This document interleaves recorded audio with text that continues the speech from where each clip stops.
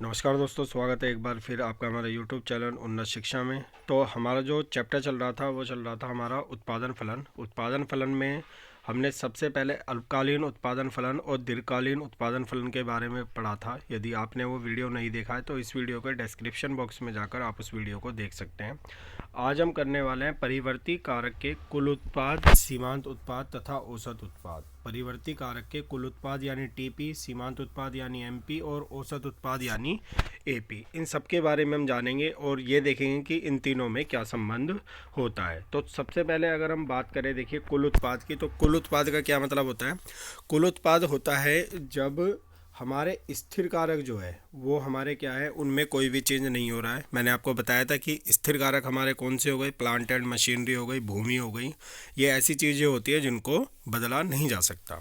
तो स्थिर कारक तो हमारे समान है, उसके साथ जब परिवर्ती कारक की सभी इकाइयों द्वारा उत्पादित उत्पादन का कुल जोड़ है। ठीक है, इसका मतलब क्या है कि जब हमारे स्थिर कारक स्थिर रहते हैं, उनमें कोई परिवर्तन नहीं होता, और तब जो परिवर्ती कारक है, परिवर्ती कारक कौन सा होता है, श्रम होता है हमारा। ठीक है, तो उसके द्वारा जितनी भी इकाइयों का उत्पादन किया जाता है उसका जो कुल जोड़ है वो हमारा क्या होता है, कुल उत्पादन हमारा होता है। ठीक है, टोटल प्रोडक्शन हमारा होता है। तो यहाँ पे एक उदाहरण भी दिया है, देखिए कि मान लीजिए कि स्थिर कारक की कुछ समान मात्रा जैसे कि मशीन के साथ उत्पादक परिवर्ती कारक की 6 इकाइयों का प्रयोग करता है। प्रति इकाई श्रम के प्रयोग के अनुसार उसको 10, 12, 15, 12, 10, 6 इकाइयाँ, इस स्थिति में कुल उत्पादन क्या हो जाएगा हमारा, 65 इकाइयाँ हो जाएगा। ठीक है, हमने क्या क्या करा, सबको जोड़ दिया। तो कुल उत्पाद हमारा होता है परिवर्ती कारक की सभी इकाइयों द्वारा किए गए उत्पादन का जोड़। ठीक है, इसको हम क्या कहते हैं, टीपी कहते हैं, टोटल प्रोडक्ट। ठीक है, इसके बाद आता है हमारा क्या, और इसी को हमें क्या कहा जाता है, परिवर्ती कारक का कुल प्रतिफल भी इसी को कहते हैं। किसे कहते हैं, टीपी को, यानी कि टोटल प्रोडक्ट को। आगे आता है हमारा सीमांत उत्पाद यानी कि मार्जिनल प्रोडक्ट। सीमांत उत्पादन भी कहते हैं इसे, सीमांत उत्पाद भी कहते हैं। तो देखिए सीमांत उत्पादन हमारा क्या होता है, जब परिवर्ती कारक की एक अतिरिक्त इकाई का प्रयोग किया जाता है। अतिरिक्त इकाई का क्या मतलब है, यदि हम पहले श्रम की 4 इकाइयों का प्रयोग कर रहे थे, अब हम 5 इकाइयों का प्रयोग कर रहे हैं, तो जो उत्पादन में अंतर आएगा वो हमारा क्या होएगा, सीमांत उत्पादन होएगा। जैसे देखिए, यदि पहले हम श्रम की 5 इकाइयाँ प्रयोग कर रहे थे तो उत्पादन 40 हो रहा था, जब हमने 6 इकाइयाँ प्रयोग करी तो उत्पादन हमारा 45 हो गया। तो अंतर कितना आया, तो हम देखेंगे 45 और 40 में कितना अंतर है, तो 45 माइनस 40 5, तो 5 हमारा क्या होगा, ये 5 ही हमारा क्या होगा, एमपी होगा, यानी कि मार्जिनल प्रोडक्ट ये हमारा होगा। तो एक परिवर्ती कारक की जब एक अतिरिक्त इकाई प्रयोग की जाती है तो कुल उत्पादन में जो अंतर आता है, ये आप याद रखिएगा, जो अंतर आता है वो हमारा क्या होता है, मार्जिनल प्रोडक्ट होता है। सीमांत उत्पादन वो हमारा होता है। अब मार्जिनल प्रोडक्ट का जो हमारा फॉर्मूला है वो हमारा क्या है, टी एन यानी total product N minus T P N minus 1। तो देखिए टी पी एन का मतलब क्या है, जो जहाँ पे हम माप रहे हैं, तो ये हो गया हमारा 45, और टी पी एन माइनस 1 हमारा क्या हो गया, उससे पहले वाला। तो 45 से पहले कितना उत्पादन हो रहा था, 5 इकाई पे 40, तो हमने 45 में से 40 लेस करा तो हमारे पास क्या आ गया, 5 हमारा क्या आ गया, एमपी आ गया। ठीक है, अब देखिए दूसरी चीज़ यहाँ पे दी है, T P equal to sigma M P I. इसका क्या मतलब है कि जो हमारा सीमांत उत्पादन होता है उसका जोड़ क्या होता है, कुल उत्पादन के बराबर होता है, यानी कि total product equal to sigma M P या एम पी आई। यदि हम मार्जिनल प्रोडक्ट को जोड़ दें तो हमें टी पी मिल जाएगा। अब देखिए यहाँ पे एमपी को क्या कहा जाता है, एमपी को एमपीपी भी कहते हैं, एपी को एपीपी भी कहते हैं, और टीपी को टीपीपी भी कहा जाता है। नेक्स्ट देखिए यहाँ भी दिया है, एमपी से अभिप्राय कुल उत्पादन में परिवर्तन से है जब परिवर्ती कारक की एक अधिक इकाई प्रयोग की जाती है। ठीक है, मैंने आपको बताया कि जब परिवर्ती कारक की एक अधिक इकाई प्रयोग की जाएगी तो कुल उत्पादन में जो अंतर आएगा उसी को हम क्या कहते हैं, मार्जिनल प्रोडक्ट हम उसको कहते हैं। अभी इसको मैं आपको तालिका से भी समझाऊंगा, टेबल से भी समझाऊंगा।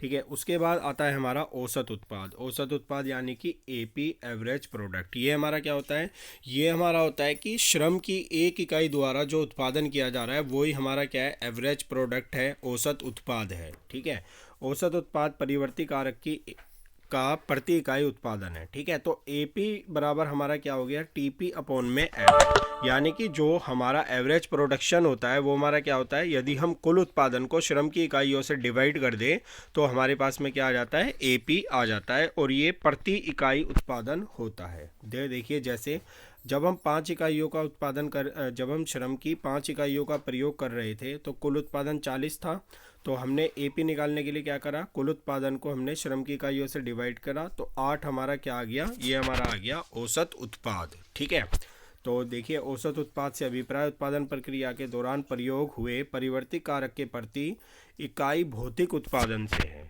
ठीक है, यहाँ तक आपका हो गया। अब यहाँ पे देखिए एक तालिका दी गई है, इस तालिका को आप ध्यान से समझिए, आपको एपी, टीपी और एमपी तीनों बहुत अच्छे से समझ में आ जाएंगे। वीडियो लंबा हो जाता है क्योंकि सभी कुछ समझाना होता है, इसलिए आप वीडियो में बने रहें। तो देखिए यहाँ पे हमें श्रम की इकाइयाँ दी गई है 1 2 3 4 5 6 7। ठीक है, इसके बाद कुल उत्पादन हमें यहाँ पे दिया गया है कि कुल उत्पादन इतना इतना हो रहा है।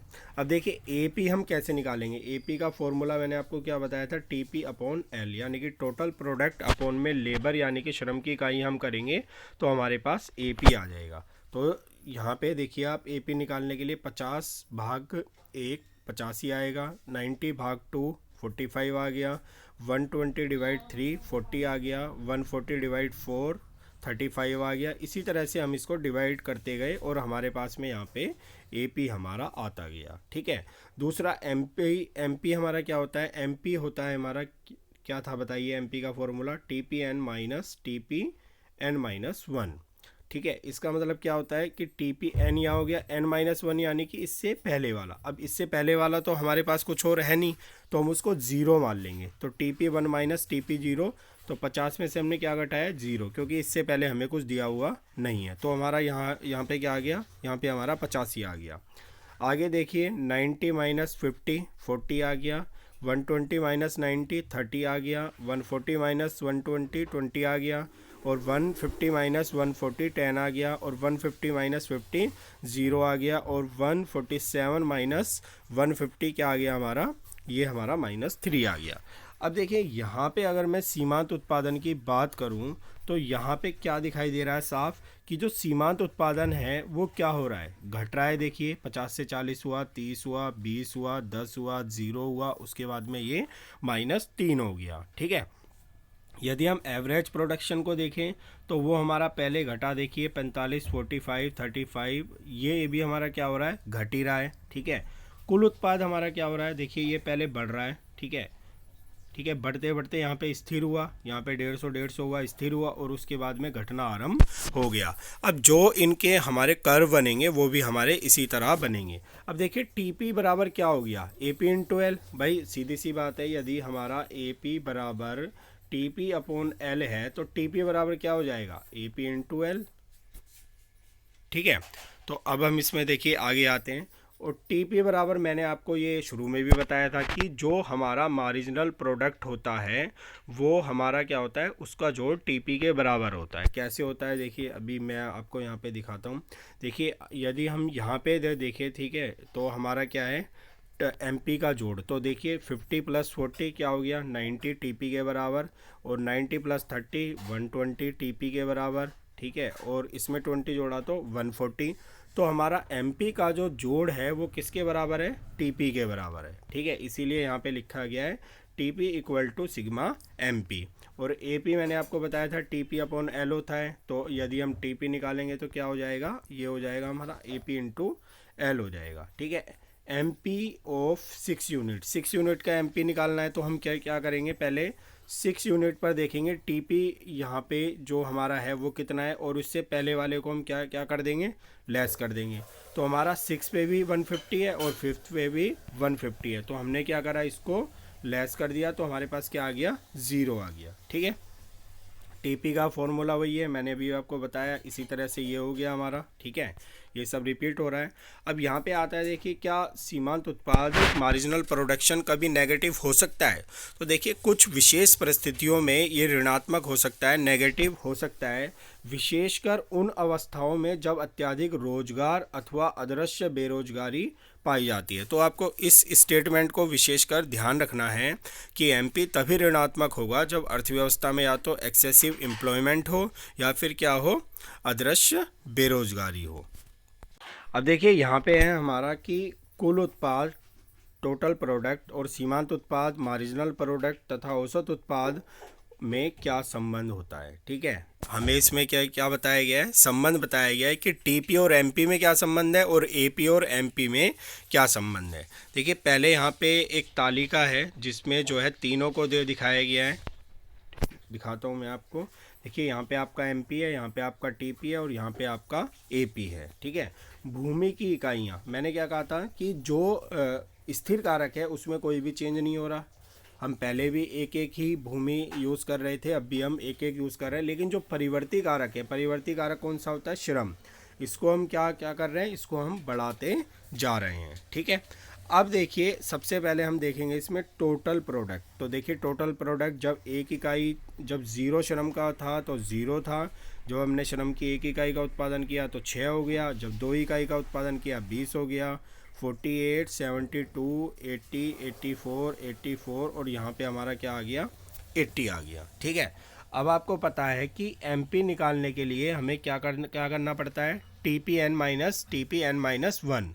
तो देखिए इसमें से हम पहले इसको घटाएंगे तो यही आ जाएगा। ठीक है, उसके बाद ये घटाया तो ये आ गया, 48 में से 20 घटाया ये आ गया, 72 में से 48 घटाया तो हमारा ये आ गया, 80 में से 72 घटाया तो हमारा ये आ गया, 84 में से 80 घटाया तो हमारा 4 आ गया। ठीक है, फिर 84 में से 84 घटाया 0 आ गया और उसके बाद हमारा -4 आ गया। ठीक है, नेक्स्ट है हमारा एपी। एपी कैसे निकालते थे, एपी का फॉर्मूला मैंने आपको बताया था TP/L। ठीक है, TP/L, तो TP हमारा 6 है और ये हमारा 1 है, तो 6 को 1 से डिवाइड किया 6 आ गया, 20 को 2 से डिवाइड किया 10 आ गया, 48 को 3 से डिवाइड किया 16 आ गया, 72 को 4 से डिवाइड किया 18 आ गया, 80 को 5 से डिवाइड किया 16 आ गया। ठीक है, इस तरीके से हमने यहाँ पे एपी निकाल लिया और क्या निकाल लिया, एमपी निकाल लिया। ठीक है, अब हम इसको समझेंगे वक्र की सहायता से। ठीक है, वक्र की सहायता से इसको हम समझते हैं। देखिए यहाँ पे आपको जो दिखाया गया है ये पूरा। ठीक है, ये वाला जो कर्व है ये हमारा क्या है, टीपी है। इसके बाद ये वाला जो नेगेटिव हो रहा है ये हमारा एमपी है और ये वाला हमारा क्या है, एपी है। ठीक है, इन तीनों में देखिए संबंध दिखाया गया है और संबंध को कैसे दिखाया गया है, इन बिंदुओं की सहायता से इसको किया गया है। ठीक है, देखिए पहला है हमारा कि कुल उत्पाद और सीमांत उत्पादन में संबंध, यानी कि टीपी और एमपी में हमारा क्या रिलेशन है। तो देखिए जब तक सीमांत उत्पाद बढ़ रहा होता है तो कुल उत्पाद भी बढ़ती दर पर बढ़ रहा होता है।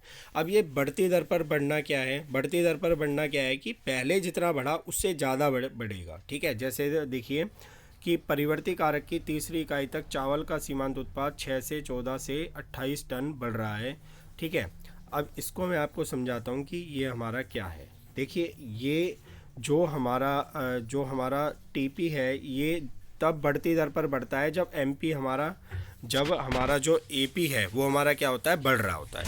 तो देखिए एमपी हमारा 6 से कितना हुआ, 14 हुआ, 8 बढ़ा, 14 से 28 हुआ, कितना बढ़ा, 14 बढ़ा। ठीक है, उसके बाद में कम होना शुरू हो गया। तो देखिए जब तक ये बढ़ती दर पर बढ़ा, यानी कि 6 से 14 हुआ, 14 से हमारा 28 हुआ, तो हमारा जो टीपी है वो क्या है, बढ़ती दर पर बढ़ेगा। कैसे बढ़ती दर पर, देखिए यहाँ पे 14 बढ़ा और यहाँ पे कितना बढ़ गया, 28 बढ़ गया। तो बढ़ती दर पर बढ़ाना, लेकिन यहाँ पे क्या हो जाएगा, 24 ही बढ़ेगा, तो कम होना शुरू हो गया।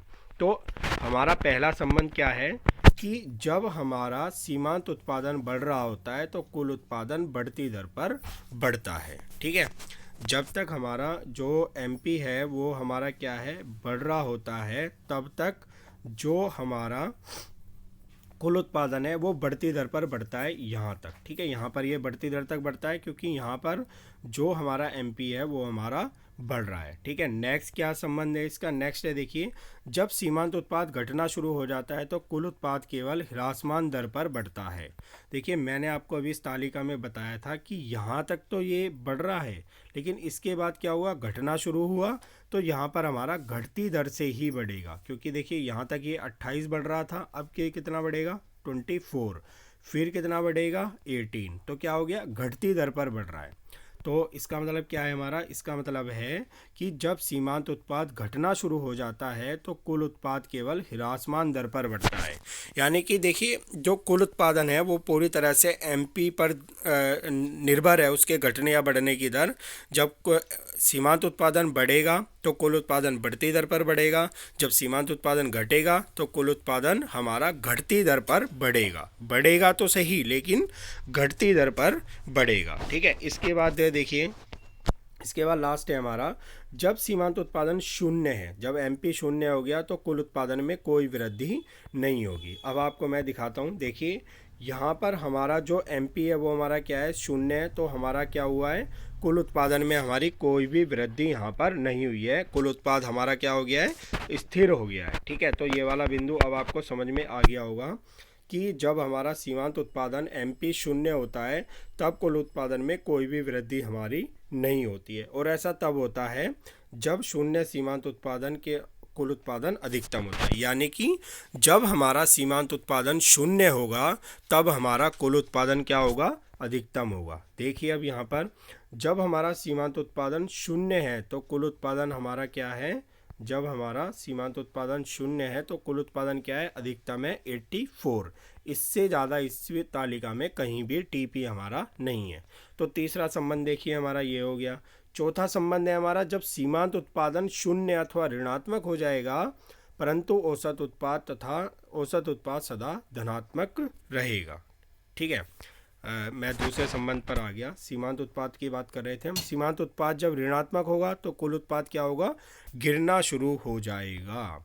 तो देखिए यहाँ पे हमारा जो हमारा एमपी है वो यहाँ पे हमारा ऋणात्मक हुआ तो कुल उत्पादन क्या हो गया, 84 से 80 हो गया। क्या हो गया, 84 से 80 हो गया, यानी कि गिरना शुरू हो गया। अब देखिए मैंने आपको इसमें 4 संबंध बताए हैं कुल उत्पाद और सीमांत उत्पाद में। पहला संबंध है हमारा कि जब सीमांत उत्पाद बढ़ रहा होगा तो कुल उत्पादन बढ़ती दर से बढ़ेगा। दूसरा है जब सीमांत उत्पाद घटेगा तो कुल उत्पादन घटती दर पर बढ़ेगा। जब सीमांत उत्पाद शून्य होगा तब कुल उत्पादन अधिकतम होगा और वो स्थिर हो जाएगा। चौथा है जब सीमांत उत्पाद ऋणात्मक हो जाएगा तो कुल उत्पादन हमारा घटना शुरू हो जाएगा। तो ये आपको चारों संबंध इसके ध्यान रखने हैं, एग्ज़ाम में आपसे ये ज़रूर पूछे जाएंगे और इस कर्व को आपको बनाकर इसकी व्याख्या करने के लिए कहा जाएगा। मैं आपको एक बार बता देता हूँ। देखिए जब कुल उत्पादन हमारा क्या है, अधिकतम है यहाँ पर, तो कुल उत्पादन जब हमारा अधिकतम है तो जो हमारा सीमांत उत्पादन है वो क्या है, हमारा शून्य हो गया। इसलिए ये लाइन जो है हमारी यहाँ से यहाँ रही है। और जब देखिए हमारा जो मार्जिनल प्रोडक्शन है, सीमांत उत्पादन घटना आरंभ हो गया, ऋणात्मक हो रहा है ये, तो ऋणात्मक होने के बाद में टीपी हमारा क्या हो गया, घटना शुरू हो गया। ठीक है, टीपी हमारा क्या हो गया, घटना शुरू हो गया। तो इन संबंधों को एक कर्व के साथ दिखाया गया है। मैंने आपको एक एक पॉइंट को भी इसमें बता दिया है। ठीक है, तो देखिए अब यहाँ पर कहा है सीमांत उत्पाद कुल उत्पाद की दर है। बिल्कुल सही बात है, क्योंकि जब सीमांत उत्पाद बढ़ रहा है तो कुल उत्पाद बढ़ती दर से बढ़ रहा है, जब सीमांत उत्पाद घट रहा है तो कुल उत्पाद घटती दर से बढ़ रहा है, जब सीमांत उत्पाद शून्य है तो कुल उत्पाद अधिकतम है। तो एक तरह से जो एमपी है वो क्या है, रेट ऑफ टीपी है। आगे हमारा औसत उत्पाद तथा सीमांत उत्पाद में संबंध, यानी कि एपी और एमपी में हमारा क्या रिलेशन है। तो देखिए एमपी और एपी में हमारा क्या रिलेशन है। जब सीमांत उत्पाद औसत उत्पाद से अधिक है, एमपी ग्रेटर देन एपी होता है, तब औसत उत्पाद बढ़ता है। ठीक है, तब क्या होता है, औसत उत्पाद हमारा बढ़ता है। अब हम देखते हैं इसमें, देखिए ये हमारा जो डायग्राम है इसमें एपी और एमपी को दिखाया गया है। तो जब हमारा एमपी क्या है, जब हमारा एमपी जो है एपी से अधिक है, ठीक है, जब हमारा एपी एमपी से अधिक होगा तो क्या होगा, एमपी हमारा, तब औसत उत्पाद हमारा क्या हो रहा है, बढ़ रहा है। जब सीमांत उत्पाद औसत उत्पाद से अधिक है, एमपी ग्रेटर देन एपी है, तब हमारा औसत उत्पाद बढ़ रहा होता है। जब सीमांत उत्पाद औसत उत्पाद से कम है तब औसत उत्पाद घट रहा होता है। ठीक है, अब देखिए यहाँ पे दिखाया गया है कि चित्र 4 में बिंदु ए तक होता है। अब बिंदु ए हम इसमें देख लेते हैं।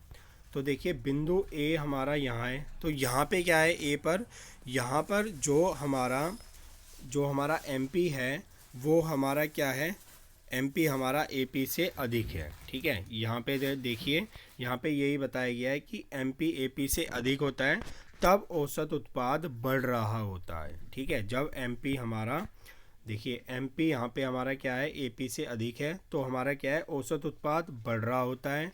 जब एमपी हमारा एपी के बराबर होता है, ये कहाँ पे, ए बिंदु पर एमपी और एपी दोनों बराबर होते हैं, तो यहाँ पे हमारा जो एपी है वो हमारा क्या होता है, अधिकतम होता है। और जब हमारा एमपी जो है वो एपी से कम होता है, क्योंकि यहाँ पे एमपी क्या है, एपी से कम है, तो हमारा एपी क्या होता है, घट रहा होता है। इन्हीं संबंधों को आपको यहाँ पर पॉइंट्स में बताया गया है, जो मैंने आपको चित्र में बताए गए हैं। ठीक है, सीमांत उत्पाद शून्य एवं ऋणात्मक हो सकता है, परंतु औसत उत्पाद सदैव धनात्मक रहता है। ठीक है, इस बात को आप ध्यान रखिए कि एमपी शून्य और नेगेटिव हो सकता है, लेकिन जो हमारा एपी है वो हमेशा क्या होता है, पॉजिटिव होता है। तो तीनों के संबंध मैंने आपको बता दिए कि जब सीमांत उत्पाद औसत उत्पाद से ज़्यादा होगा तब औसत उत्पाद बढ़ेगा, जब सीमांत उत्पाद औसत उत्पाद से कम होगा तो सीमांत औसत उत्पाद घटेगा, और जब दोनों बराबर होंगे तब क्या होगा, औसत उत्पाद अधिकतम होता है। ठीक है, अब हम आगे चलते हैं। आगे देखिए, एमपी और टीपी में यहाँ पे कुछ संबंध दिखाए गए हैं। पहली बात तो ये कि मैंने आपको बताया था, तो एमपी क्या है, MP is the rate of TP, MP is the rate of TP, यानी कि एमपी टीपी के बढ़ने की दर है। अब यदि देखिए एमपी हमारा बढ़ता जा रहा है तो टीपी हमारा कैसा कर्व बनेगा, ऐसा कर्व बनेगा। क्यों, क्योंकि ये बढ़ती दर पर बढ़ेगा। ठीक है, बढ़ती दर पर बढ़ेगा। आगे देखिए, यदि एमपी हमारा स्थिर है तो क्या होगा, टीपी हमारा बढ़ेगा तो सही, लेकिन स्थिर दर पर बढ़ेगा, बढ़ने की दर स्थिर है, जैसे 5 ही बढ़ेगा, स्थिर में बढ़ेगा ये। ठीक है, आगे हमारा क्या है, यदि एमपी हमारा घटने लगे, एमपी हमारा घटेगा तो क्या होगा, टीपी हमारा घटती दर पर बढ़ेगा। याद रखिए मैंने आपको बताया था कि एमपी जो है वो टीपी की दर है। यदि एमपी बढ़ेगा तो टीपी बढ़ती दर पर बढ़ेगा, एमपी घटेगा तो टीपी घटती दर पर बढ़ेगा, एमपी स्थिर है तो टीपी स्थिर दर पर बढ़ेगा।